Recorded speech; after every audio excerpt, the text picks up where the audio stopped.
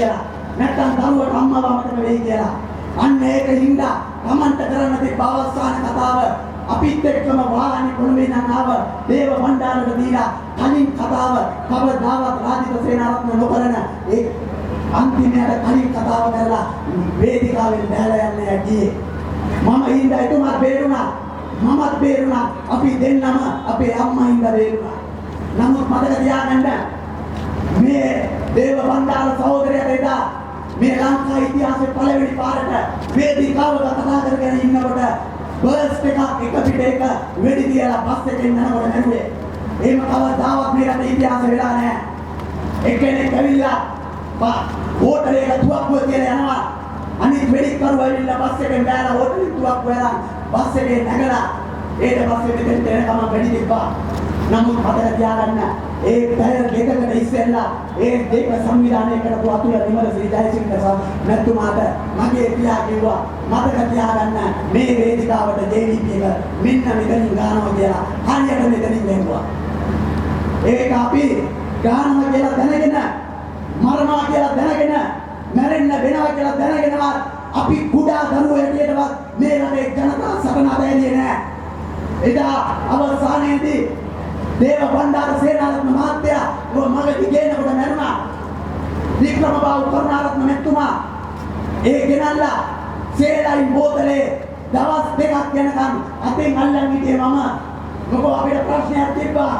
JVP එකේ ඒ නායකයෝ ඇතුලේ hospital එකේ ඉඳන් ඒකේ ප්‍රබලම ඒ සංසාරකතා කරන්නේ විජේව මරන්න තීන්දුව ගත්තේ කොළඹ විශ්වවිද්‍යාලයේ මෝචරිය ඇතුලේ ඉඳන් රාජිත සේනාරත්න මරන්න තීන්දුව ගත්තේ 40 ඒ මාරුවලේ වාට්ටුවක කාමරයක ඉඳගෙන අන්න ඒකින්ද සයිනයිට් ටිකක් සේලයිනකට දායි කියලා මට මගේ අම්මා ඇවිල්ලා කිව්වා කවුරුත් ආවත් සේලයින් බෝතලේ අතාරින්න නැතුව මෙන්න මේ මල්ලක් ඉන්නේ කියලා. අන්න එහෙම තමයි අපි මේ රටේ ජනතා ව්‍යාපාරවල මේ රටේ ජනතා සටන්වල අපි මේ රටේ ඒ වෙනස වෙනුවෙන් ජීවිතේම පරිත්‍යාග කරේ. ඒකින්ද මතක තියාගන්න මේක තමයි අපේ ඔබේ අවසාන අවස්ථාව. මේ වෙලාවේ මේ රට වෙනස් කරේ නැත්නම් තව අවුරුදු 100කටවත් මේ රට වෙනස් කරන්න බෑ. ඒ රට වෙනස් කරන්න තමයි ආසියාවේ පරිණතම නායකයා ආසියාවේ බුද්ධිමත රනිල් වික්‍රමසිංහ මහත්තයා තමුන්නාන්සලා ඉදිරියට නැවත අගමැති වෙන්න ඒ ඇවිල්ලා තියෙන්නේ. ඒකින්ද තමයි ත්‍රිශාන්ත ජයකොඩි වගේ අවංක එඩිටර් මිනිස්සු රනිල් වික්‍රමසිංහ මහත්තයාත් එක්ක අත්දැක බෙදගෙන ඉන්නේ. ඒකට තමුන්නාන්සලා ඒ වෙන්නේ කලේ ගුණ සලකන්න යන්න 17 වෙනිදා උදේ පාන්දර තමුන්නාන්සලාගේ පොලිස් බූත් එකට ඒ පොලිස් බූත් එකට ගිහිල්ලා ගන්න තමුන්නාන්සලාගේ සදාදරණීය කතිරය ජීවිත කාලය පුරාවට ආරක්ෂා කරලා මේ රටේ මැති ඇමතිවරු පක්ෂය දාලා යනකොට ඒ සියලු බලවේග ඒ සියලු බිලවැටීම් ඉදිරියේ පක්ෂය ආරක්ෂා කරලා සමෘද්ධිය නැති කරගෙන රැකී ආරක්ෂා අවස්ථා නැති කරන නිවාස ආධාර නැති කරගෙන අධ්‍යාපන වරප්‍රසාද නැති කරගෙන පක්ෂය වෙනුවෙන් සටන් කරපු තමුන්නාන්සලාගේ පක්ෂය මාතෘ භූමියට ජාතික නිදහස දිනා දීපු පක්ෂය මේ රටට ජාතික උන්නතිය වෙනුවෙන් සටන් කරපු පක්ෂය මාතෘ භූමියේ ප්‍රතාපවත්ම පක්ෂය එක්සත් ජාතික පක්ෂය අනියලපුර ඉස්සරහයි පළවෙනි කතරේ ගන්න. ඊට පස්සේ තමුන්නාන්සලා හදවතට තට්ටු කරලා අවුරුදු 20කට 30කට පස්සේ තමුන්නාන්සලාට කොන්ද කෙලින් තියාගෙන කට ඇරලා බය නැතුව මාතෙක් කියන්න පුළුවන් නායකයෙක් කියන්න පුළුවන් සියලු වරප්‍රසාද නැති කරගෙන මේ රට වෙනුවෙන් සටන් කරන්න ආපු ත්‍රිශාන්ත ජයකොඩි මැතිතුමාගේ අංක 15ට තමුන්නාන්සලාගේ පළවෙනි මනාප ලබා දෙන්න. ඊට පස්සේ ඊළඟ මනාප තමුන්නාන්සලා කාට ලබා දුන්නත් මට ප්‍රශ්නයක් නැහැ. ප්‍රතිපත්තියක් ඇටියට මම තමුන්නාන්සලාගේ මනාප ඉල්ලන්නේ නැහැ. මම තමුන්නාන්සලාගේ බුද්ධියට නිකා කරන්නේ නැහැ. මම කඩවතට ආවේ ත්‍රිශාන්ත ජයකොඩිට මනාපයක් දීලා ත්‍රිශාන්ත ජයකොඩිව පාර්ලිමේන්තුවට යවලා පාර්ලිමේන්තුවේ ඉහළ තනතුරු දරලා මේ රට වෙනස් කරන්න පුළුවන් තවත් එක් මිනිහෙක්ව මාරේ කඩවතෙන් එවන්න කියලා ඉන්නවා. අන්නේ සබර කරලා තමුන්නාන්සලා අපිට කාත්තර බඳගන්න තමුන්නාන්සලා අත්තල් බඳගන්නකොට මම තමුන්නාන්සලාගෙන් එකක් දෙයක් ඉල්ලනවා. ඒක ආයාසනයක්.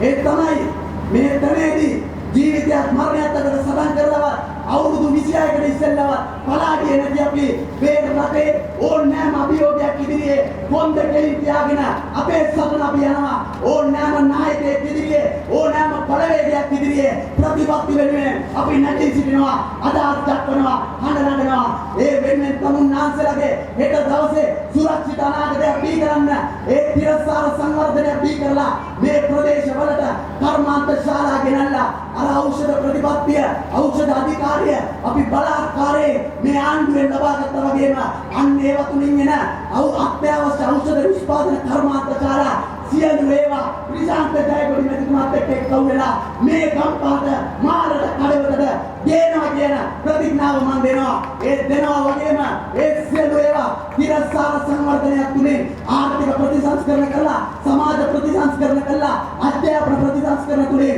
මේ ගම්වල පාසල් ජාත්‍යන්තර තලයට ගෙනල්ලා මේ ගම්වලින් වෛද්‍යවරු, නීතිඥවරු, ඉංජිනේරුවෝ පමණක් නෙවෙයි ලෝකයේම ජය ගන්න පුළුවන් විද්‍යාඥයෝ බිහි කරන තත්ත්වයට අපි තමුන්නාන්සලාගේ පත් කරනවා. රෝහල් වලට ගියාම තමුන්නාන්සලාට බේත් කවුන්ටරෙන් කිට් එක දීලා ෆාමසියෙන් බේත් ගන්න කියන ක්‍රමය අපි වෙනස් කරලා තමුන්නාන්සලාට නොමිලේ බේත් ටිකයි ඔය පරීක්ෂණ ටිකයි කරලා තමුන්නාන්සලාගේ සෞඛ්‍ය සුරක්ෂිතභාවය ආරක්ෂා කරන්න අපි ඒ වෙනුවෙන් සටන් වදිනවා. ඒ වගේම මේ රටේ පාර පණින එකේ ඉඳන් මිනි මරණයකට දක්වා මේ රටේ සදාචාරය ගොඩනගන්න, විනය යුක්තිය ගොඩනගන්න ප්‍රශාන්ත ජයකොඩි මහත්තයාගේ ඒ පූර්වාදර්ශ ශක්තියත් එක්ක අපි මේ රටේ වෙනුවෙන් සටන් වදිනවා.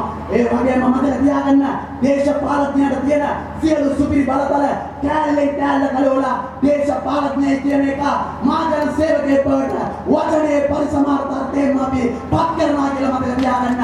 අන්නේ සම්නේ යනකොට එදා කඩවතදී මරුන් නැති වුණා, එදා තොටලගදී මරුන් නැති වුණා, එදා දොම්බෙදී මරුන් නැති වුණා, එදා මතුගමදී මරුන් නැති වුණා. කවදා හෝ දවසක මම මේ ලෝකාවේදී මැරිලා වැටෙනවා නම් අන්න එදාට තමුන්නාන්සලා මම අවසාන උස්ම යන්න ඉස්සෙල්ලා පිටිපස්සේ ඇවිල්ලා බලනකොට මේ ගම්පා මාන කඩවත තමුන්නාන්සලා මාත් එක්කව දෙවනැල්ල වගේ ඉන්නවා නම් අන්න එච්චරයි මගේ ජීවිත කාලය පුරාවට මම තමුන්නාන්සලාගේ ඉල්ලන කඩින්නවා. ඒකින්ද මේ කසටන ඉදිරියට ගෙන යන්න ප්‍රශාන්ත ජයකොඩි මහත්තයාත් එක්ක එක්ව වෙන්න කවුරු හරි හිතනවා නම් අපි ගම්පා ඉන්නවා කියලා මතක තියාගන්න. මගේ පියා අවුරුදු 20 ගානකට ඉස්සෙල්ලා කළුතරට යනකොට කොළඹ දිස්ත්‍රික්කයේ වමේ ව්‍යාපාරයේ අදට වාර්තාවක් ඇදියට වැඩිම මනාපගත්ත මිනිසයා. නමුත් අද කළුතරට ගිහිල්ලා කළුතරම සංවර්ධනය කරලා 100% විදුලිය දීලා කෝටි 300ක් වියදම් කරලා වතුර දීලා කෝටි 890ක සංවර්ධන කරලා මේ රටේ රජුරුවන්ටත් වැඩිය ඒ දියුණු කරලා 9000 ගානක් රජ්‍ය දීලා අද කළුතර ආරක්ෂකයා බවට සිංහල තමිල මුස්ලිම් ජනතාවගේ එකම ආරක්ෂකයා බවට අද පත් වුණේ ඒ රාජිත සේනාරත්නයි. අයකින්ද අපි මේ සියලු ශ්‍රේෂ්ඨ නායකයන්ගේ හොඳ පූර්වාදර්ශ අපේ හදවතේ තියෙනවා. ඒකින්ද මම ගම්පහෙන් යනවා නම් යන්නේ ඒ වෙන කිසිම මොහොතක නෙමෙයි. මම මරුණ දාත ගම්පහ වලක්කාරලා මාව භූමදානය කරාම තමයි ගම්පහෙන් මේ චතුර සේනාරත්න යන්නේ කියලා මතක තියාගන්න. ඒ වගේම මගේ අවසාන මොහොතේදී තමුන්නාන්සලා මතක තියාගන්න මගේ මිනි පෙට්ටිය කරගන්න වෙන්නේ තමුන්නාන්සලාගේ දුව දරුවන්ගේ පරපුඩට ඔවුන්ගේ කර්මකින් තමයි මම මරුණ දවසට යන්නේ. ඒකින්ද මගේ එකම ප්‍රාර්ථනාව මේ ගම්පහ ලංකාවේ ආර්ථික මධ්‍යස්ථානය කරලා අපි ජාත්‍යන්තරයත් එක්ක එක්ව වෙලා ඉගෙන ගත්ත දේ අපි ජාත්‍යන්තරයත් එක්ක එක්ව වෙලා ඒ ලබා ගත්ත දේ අපේ සම්බන්ධතා සියල්ල අපි පාවිච්චි කරලා ගම්පහ මේ රටේ ආර්ථික මධ්‍යස්ථානය මේ ලෝකේ ආර්ථික කේන්ද්‍රස්ථානය බවට පත් කරලා මේ ජන රනිල් වික්‍රමසිංහ මහත්තයාත් එක්ක මේ ගමන ඉදිරියට යන්න අපි අත්වල බෙදගෙන මේ රට වෙනස් කරන්න මේ රට අලුත් මාවතකට අරගෙන යන්න මේ රට